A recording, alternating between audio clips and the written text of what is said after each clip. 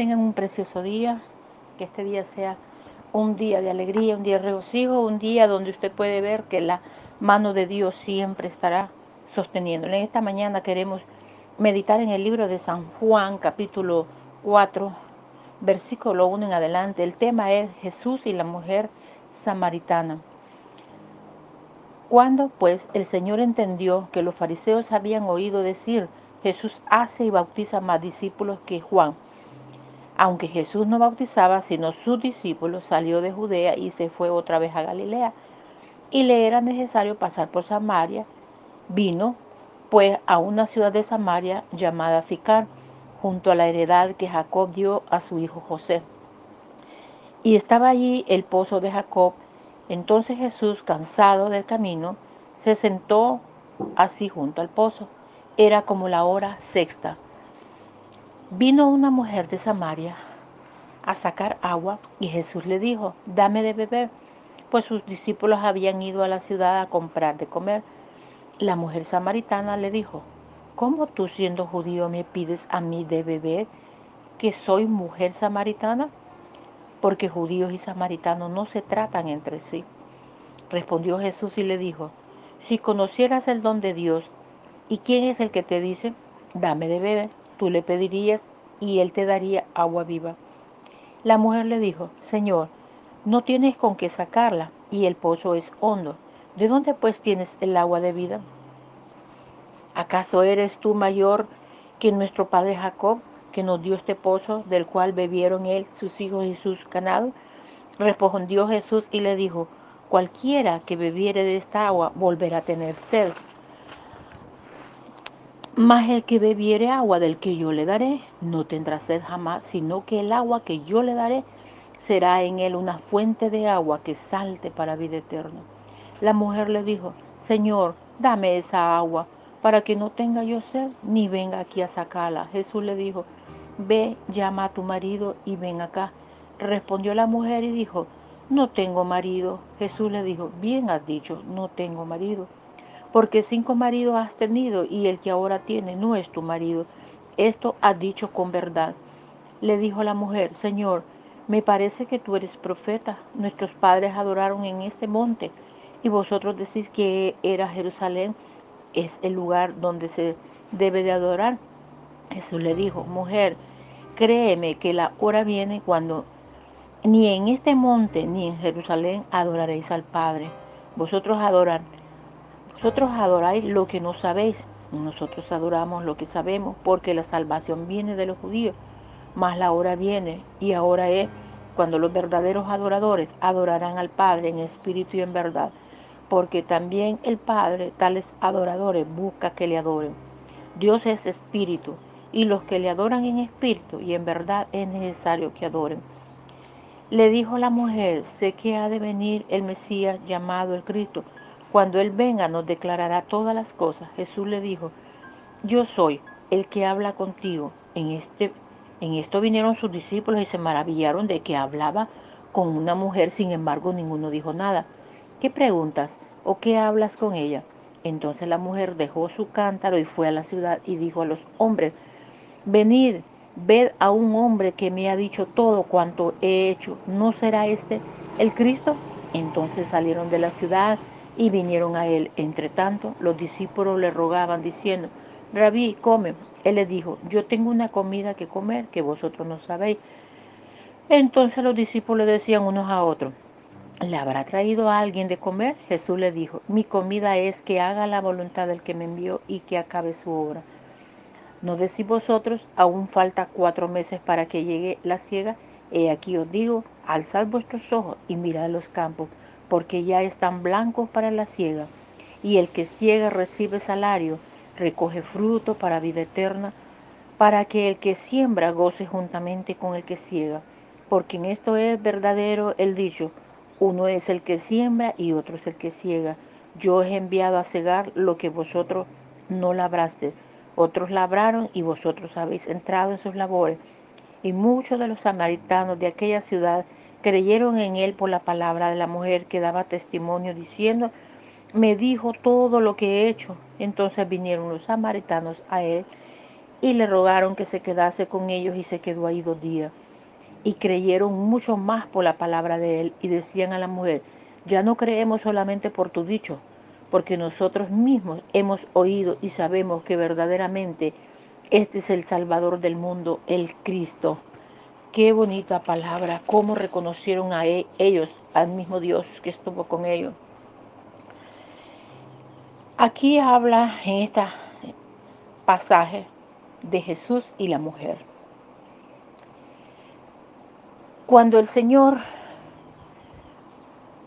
andaba con todos sus discípulos, la gente creía que Él era el que bautizaba y el que bautizaba eran sus discípulos. Cuando el Señor entendió que los fariseos habían oído decir, Jesús hace y bautiza más discípulos que Juan, todos criticaban ahí que Jesús hacía más que los discípulos, que Jesús bautizaba más que los discípulos. La gloria era para Él, ¿verdad? Aunque Jesús no bautizaba, sino sus discípulos. Pero los fariseos decían que Él era el que hacía y bautizaba más discípulos que Juan.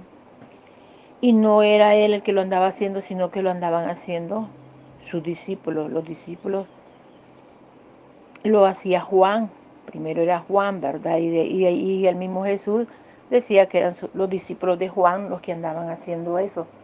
Recuerde que Juan el Bautista fue el que preparó el camino y luego quedaron sus discípulos, ¿verdad? Que andaban con Jesús. Pero aunque Jesús no bautizaba, sino que eran sus discípulos, salió de Judea y se fue otra vez a Galilea. Y dice que era necesario que pasara por Samaria. Y vino pues él a esa ciudad de Samaria llamada Sicar. Y junto a la heredad que Jacob dio a su hijo José, estaba ahí en el pozo de Jacob. Entonces, cuando él estaba ahí cansado del camino, se sentó así junto al pozo. Era como la hora sexta. Y de repente apareció una mujer de Samaria a sacar agua. Y Jesús le dijo, dame de beber. Y sus discípulos pues no estaban con él, habían ido a la ciudad, habían ido a buscar qué comer.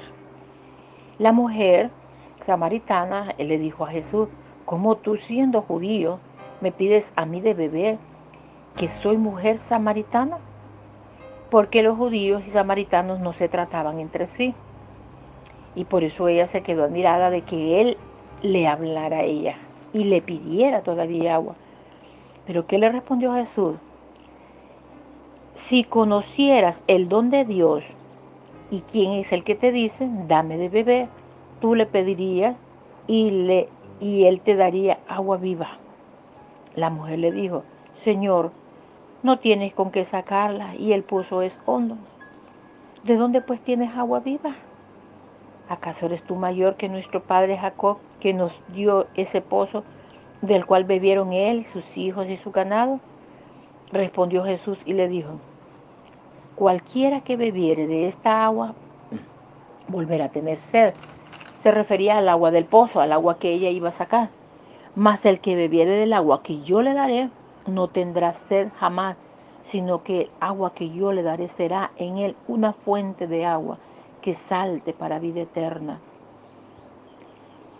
La mujer le dijo, Señor, dame esa agua para que no tenga yo sed, ni venga aquí a sacarla.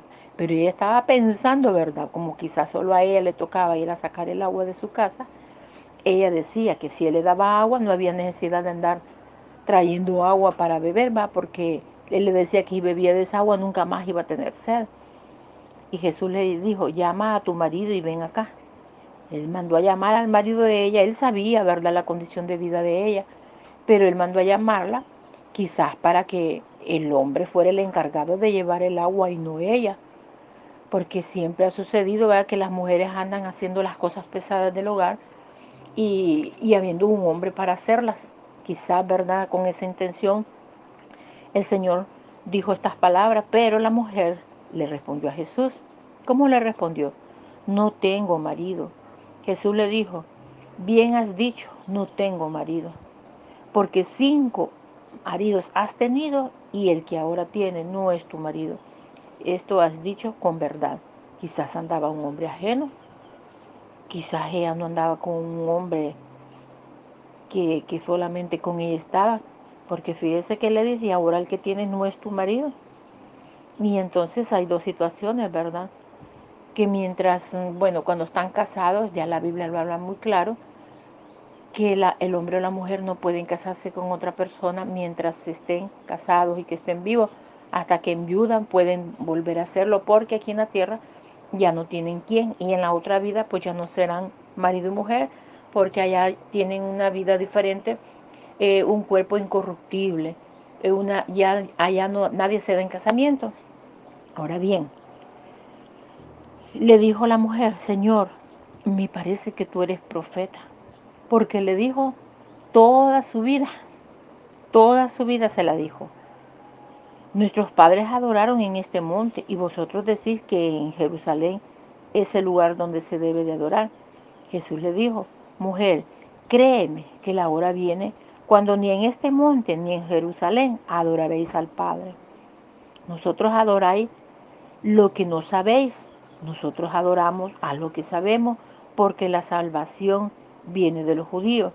Mas la hora viene, y ahora es cuando los verdaderos adoradores adorarán al Padre en espíritu y en verdad, porque también el Padre, tales adoradores, busca que le adoren.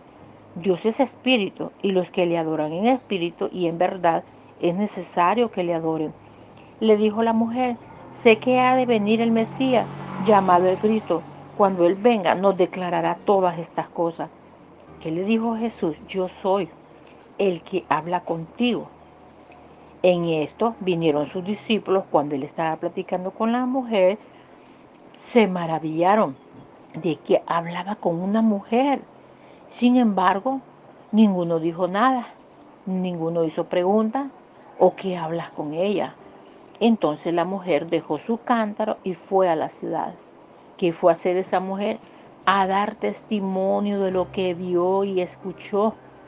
Y dijo a los hombres de la ciudad, venid, ved a un hombre que me ha dicho todo cuanto he hecho.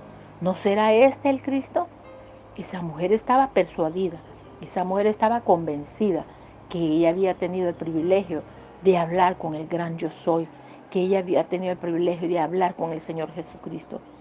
Entonces salieron de la ciudad y vinieron a él. Entre tanto, los discípulos le rogaban diciendo, Rabí, come. Y él les dijo, yo tengo una comida que comer que vosotros no sabéis. Entonces los discípulos decían unos a otros, ¿le habrá traído a alguien de comer? Y Jesús les dijo, mi comida es que haga la voluntad del que me envió y que acabe su obra. Él se refería a otras cosas. Él se refería que él tenía que ir a dar los mensajes de buena salvación, los mensajes de las buenas nuevas a mucha gente que todavía la necesitaban escuchar. ¿No decís vosotros, aún faltan 4 meses para que llegue la siega? He aquí os digo, alzad vuestros ojos y mirad los campos, porque ya están blancos como para la siega. Y el que siega recibe salario, y el que recoge fruto para vida eterna, para que el que siembra goce juntamente con el que siega. Porque en esto es verdadero el dicho, uno es el que siembra y otro es el que siega. Entonces, dice que el que ciega recibe salario y recoge fruto para vida eterna, para que el que siembra goce juntamente con el que ciega. Nosotros tenemos que alegrarlos con los predicadores, con los evangelistas, con, con, con los maestros, ¿verdad?, que enseñan la buena palabra con denuedo. Debemos de alegrarnos porque todos juntamente vamos a cegar los frutos sembrados por otros, porque algunos siembran y otros ciegan. Alguien necesita que le den ánimo, usted está allí ayudando para que esa siembra llegue a dar fruto. Y dice, yo os he enviado a cegar lo que vosotros no labrasteis, otros labraron, y vosotros habéis entrado en sus labores. Nosotros entramos en los labores que hicieron los apóstoles, profetas, los discípulos, y podemos nosotros ver que a través de esos mártires que estaban expuestos a dar su propia vida en defensa del Evangelio, aquellos que dieron la vida por causa de Jesucristo, a ellos le debemos lo que en estos libros están escritos, porque ellos, el Señor les permitió escribir la historia de su vida, una historia real, una historia vivida. Esta es la historia del cristianismo, aquellos mártires que dieron la vida por nosotros. Y muchos de los samaritanos de aquella ciudad creyeron en él por la palabra de la mujer, que daba testimonio diciendo, me dijo todo lo que he hecho. Entonces ellos vinieron, los samaritanos, a él y le rogaron que se quedase con ellos, y se quedó ahí 2 días. Y creyeron mucho más las palabras de él, no ya por lo que les había dicho la mujer, sino por lo que ellos habían visto, ellos habían escuchado. Y decían a la mujer, ya no creemos solamente por tu dicho, porque nosotros mismos hemos oído y sabemos que verdaderamente este es el Salvador del mundo, el Cristo. Mientras uno no lo reconocía, otros lo reconocieron. Los samaritanos reconocieron al Señor Jesús, que Él era el Cristo a quien estaban esperando. ¿Estás tú esperando al Cristo todavía que venga? Claro, Él vendrá, pero ya no vendrá como redentor, sino como justiciero. ¿Estás esperando a Jesús en las nubes o estás esperando a Jesús con el cetro de un rey, con la corona de un rey? Un rey el cual todo mundo en aquel tiempo esperaba verlo, quizás con sus carruajes de reyes, viviendo en un palacio, pero nunca entendieron que el palacio de Jesucristo estaba en el reino de los cielos. Nunca entendieron que Él no necesitaba una corona ficticia o un cetro de rey para demostrar que Él es el Rey de reyes y Señor de señores. Él se humilló para venir a enseñarnos que en este mundo tenemos que ser humildes. Él con ejemplo nos habló, al buen entendedor pocas palabras.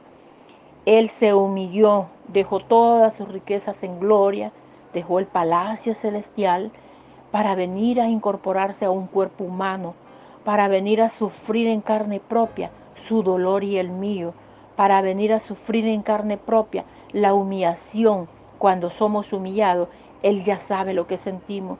Cuando somos azotados por las enfermedades, Él sabe cuál es nuestro dolor, cuál es nuestra tristeza, nuestro malestar, porque Él vivió en carne propia.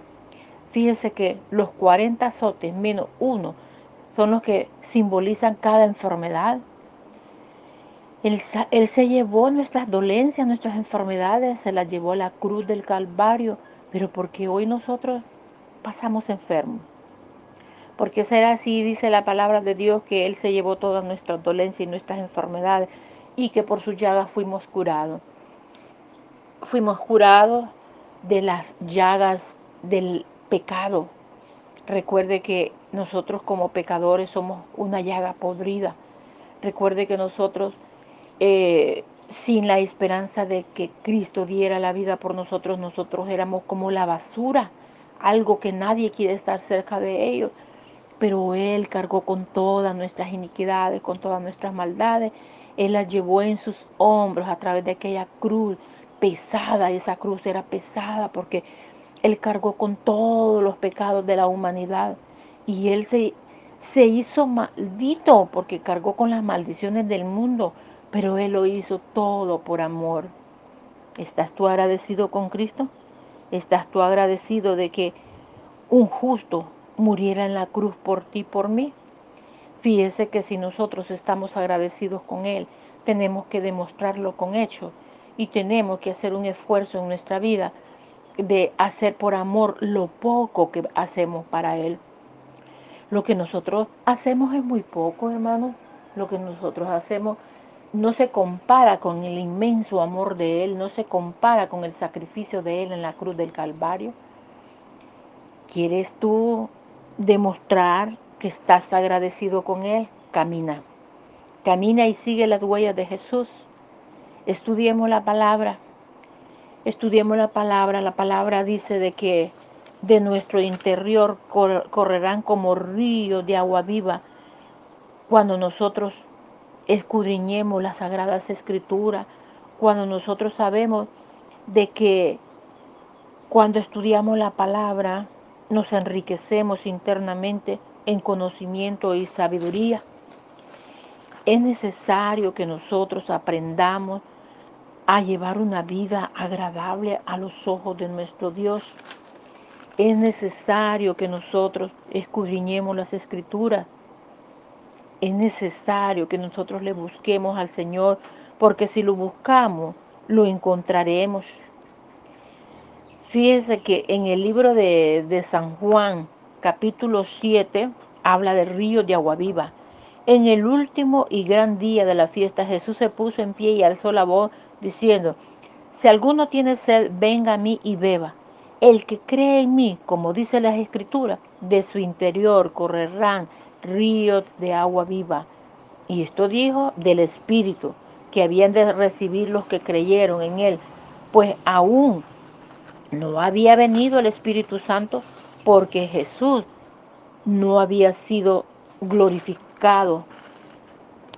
Fíjese que como él todavía no había subido a los cielos, todavía no había sido glorificado, entonces todavía no había venido el Espíritu Santo, porque el Espíritu Santo vino después de que él subió a los cielos, porque ese era el consolador que él prometió, que se iría él, pero que mandaría un consolador. Y dijo otro consolador. Jesús nos consolaba, Jesús nos consuela, ¿verdad? Jesús es nuestro consuelo a través de su Santo Espíritu. Cuando el Santo Espíritu ya vino a llenar a las personas con su santo poder. En el libro de Hechos 1 dice: pero recibiréis poder cuando haya venido sobre vosotros el Espíritu Santo, y me seréis testigos en Jerusalén, en toda Judea, en Samaria y hasta lo último de la tierra. Y habiendo dicho estas cosas, y viendo ellos, fue alzado y lo recibió una nube que lo ocultó ante los ojos de ellos. El Señor, cada palabra que les dijo a sus discípulos, cada palabra que dio, las cumplió. La Biblia, hay parte de la Biblia que ya se cumplió, otra se está cumpliendo y otra está por cumplirse. Hermano, tengamos nosotros un corazón temeroso, tengamos un corazón con aquel deseo grande de hacer las cosas bien. Hagamos nosotros las cosas que Jesús, cuando anduvo en la tierra, las dijo y quedaron plasmadas en la Sagrada Escritura. Mire lo que dice en San Juan 3:31 en adelante: el que de arriba viene es sobre todos, el que es de la tierra es terrenal, y cosas terrenales habla. El que viene del cielo es sobre todos, y lo que vio y oyó, esto testifica, y nadie recibe su testimonio. El que recibe su testimonio, este atestigua que Dios es veraz, porque el que Dios envió, las palabras de Dios habla, pues Dios no nos da el Espíritu por medida. El Padre ama a Dios y todas las cosas ha entregado en su mano. El que cree en mí tiene vida eterna, pero el que rehúsa creer en el Hijo no verá la vida, sino que la ira de Dios está sobre él. Ay, estas palabras son palabras que nos deben de preocupar. Debemos de tratar de que el Señor esté dentro de nuestro corazón y mente, que no rehusemos a Él y que demos testimonio de las palabras que Dios nos ha hablado a través de las sagradas Escrituras. Pues Dios dice que nos da el Espíritu. Dios no da el Espíritu por medida. El Padre ama al Hijo y todas las cosas ha entregado en su mano. El Señor entregó en sus manos lo que tenía que entregar y Él la puso en las manos de nosotros. Así es que nosotros tenemos que aprender de la palabra de Dios. Tenemos que aprender de que si creemos en la palabra, nosotros podemos disfrutar de ella. Y el que cree en mí, como dice las Escrituras, de su interior correrán ríos de agua viva. Por eso es que no pasaremos más que buscando más la presencia de Dios. Cuando Él dijo esto, el Espíritu todavía no había venido, pero nosotros sabemos que el Espíritu Santo ya está. Él está allí, Él es un caballero. Él está esperando que tú abras su corazón al Señor Jesús, y en el mismo momento que aceptamos al Señor Jesús y nos arrepentimos de todos nuestros pecados, Él entra a entronarse en nuestro corazón y somos sellados en ese mismo instante por Él mismo, porque Él se entrona en nuestro corazón cuando hacemos las cosas de corazón, que no las hicimos ficticiamente ni lo hicimos por emoción, sino porque estamos necesitados, tenemos necesidad interna de que nuestro corazón lo ocupe Él, para que nuestra vida sea gobernada y podamos llevar una vida llena de paz, una vida que solo dará frutos del Espíritu Santo. Habrá paz, habrá amor, habrá gozo. En medio de la tristeza habrá gozo, habrá esperanza, habrá paciencia. Tendremos un espíritu de mansedumbre, tendremos un carácter de contemplanza, seremos benignos, tendremos todos los frutos del Espíritu Santo cuando Él mora dentro de nosotros. Pero cuando nosotros andamos haciendo lo malo, Él se hace a un lado. No nos abandona, pero no puede estar en el corazón donde hay suciedad. Él no puede estar en un lugar donde hay sucio. ¿Acaso usted puede dormir en una cama sucia? ¿Acaso usted puede sentarse a comer en una mesa sucia donde hay moscas, donde hay hormigas, donde hay cucarachas, ratones? ¿Puede usted comer?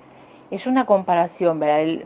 No podemos compararlo, pero el pecado es como todo tipo de insecto asqueroso, todo tipo de animales sucios, salvajes. El Señor mora en corazones limpios. Recuerde que dice que nuestro cuerpo es templo y morada del Espíritu Santo, y por lo tanto nuestro corazón no tiene que tener embodegado pecado.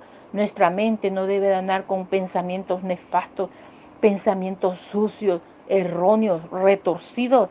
Tenemos que tener una mente limpia, pura, un corazón limpio y puro, porque de lo que tengamos en nuestro corazón y en nuestra mente va a manar en nuestra boca. Por eso a veces hay una señal en la vida de cada persona, que de lo que habla es de lo que tiene dentro de su corazón, y que así como piensa de los demás es porque él así es. Qué tremendo. A veces no nos ponemos a analizar, que a veces nosotros nos ponemos a criticar a los hermanos o a las demás personas y venimos a ser igual o peor que ellos cuando estamos hablando cosas que no son correctas. Que el Señor nos ayude, amados hermanos, que Dios nos ayude a no caer en esos errores, sino que solamente creer en el Hijo que tiene vida eterna, que no rehusemos a su palabra, que no rehusemos a Él, y que nosotros aprendamos a tomar agua de la que Él nos da, que es la palabra de Dios, y que nos llenemos con su palabra, que nos llenemos de ella, y que podamos estar nosotros confiados de que no andaremos allí con resequedad en nuestro corazón, porque Él viene a llenar nuestra vida con su presencia. De nuestro interior solo correrán ríos de agua viva. Qué bonito que en este día esta palabra nos ayude a reflexionar, ¿verdad? La palabra de Dios es muy extensa, pero la hacemos así, resumida, y que podamos entenderla, y lo que no entendamos pidámoselo a Dios, que Él nos dará sin medida lo que necesitamos. Él, si necesitamos sabiduría y conocimiento de su palabra, Él la dará, y seremos entendidos en los tiempos. Hablaremos palabra con denuedo, y quien convence es el Espíritu Santo. Nosotros solo somos instrumentos, nosotros hablamos la palabra que Él nos pone en nuestra boca, pero solamente nos usa, pero quien hace la obra es Él. Así que nosotros pensemos que los campos están emblanquecidos y se necesitan obreros para ir a cegar lo que ya fue sembrado. Ya los frutos están listos de cortar, y antes de que caigan a la tierra tenemos que cortar. Hay almas que salvar. Busquemos la presencia de Dios y ayúdenos a cómo hacer las cosas bien. Que Dios nos ayude.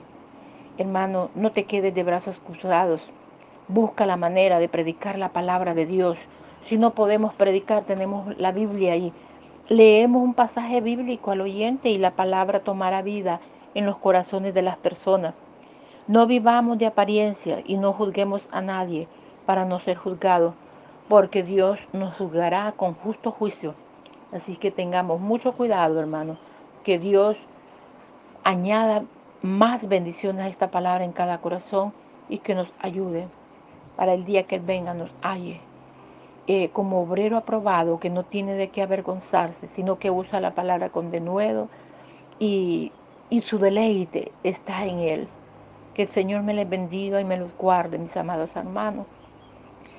Que este día sea un día en el cual usted pueda reflexionar en la palabra y hacerse un autoexamen y mejorar lo que hay que mejorar. En el nombre de Jesús, los bendigo y comparta la palabra. No se le olvide compartirla, compártala, no tenga miedo de hacerlo, que esto hará de usted como un evangelista que anda predicando la palabra por donde quiera. En el nombre de Jesús, los bendigo y nos vemos en el próximo día.